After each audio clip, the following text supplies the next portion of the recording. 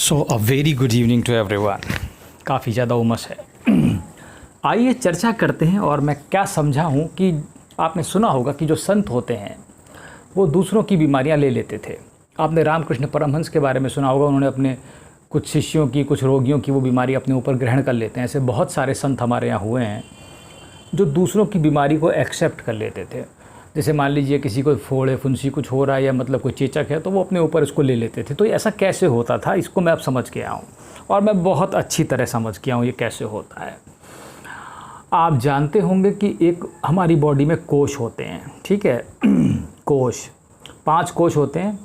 उसमें एक कोश है मनोमय कोश, ठीक है, अन्नमय प्राणमय, उसके बाद आता है मनोमय। आगे 2 हैं विज्ञानमय और आनंदमय।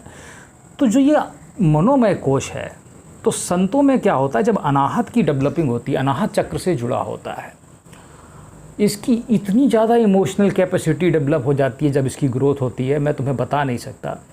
तुम दूसरों के भावों को वैसे का वैसे ही ग्रहण कर लेते हो। मान लो मुझे कोई कहता है कि मैं इस बीमारी से पीड़ित हूँ, मेरे एक सब्सक्राइबर काफ़ी परेशान है, वो वहाँ है ईशा योग सेंटर में, वो परेशान है, मुझे काफ़ी दिनों से लिख रहे हैं।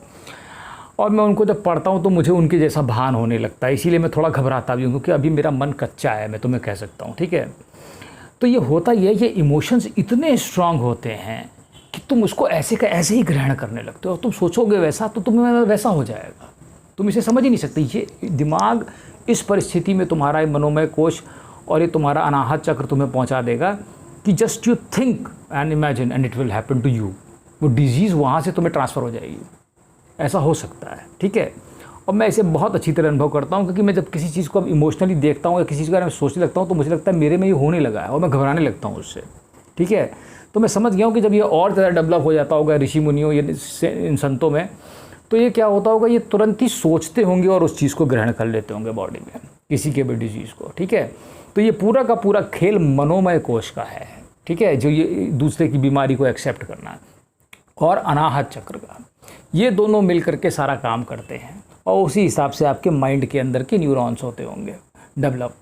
तो इस तरीके से मनोमय कोश के डेवलपमेंट से और अनाहत के विकसित होने से ये संत लोग सारी की सारी बीमारियां खींच लेते थे, ठीक है। चलिए, थैंक यू।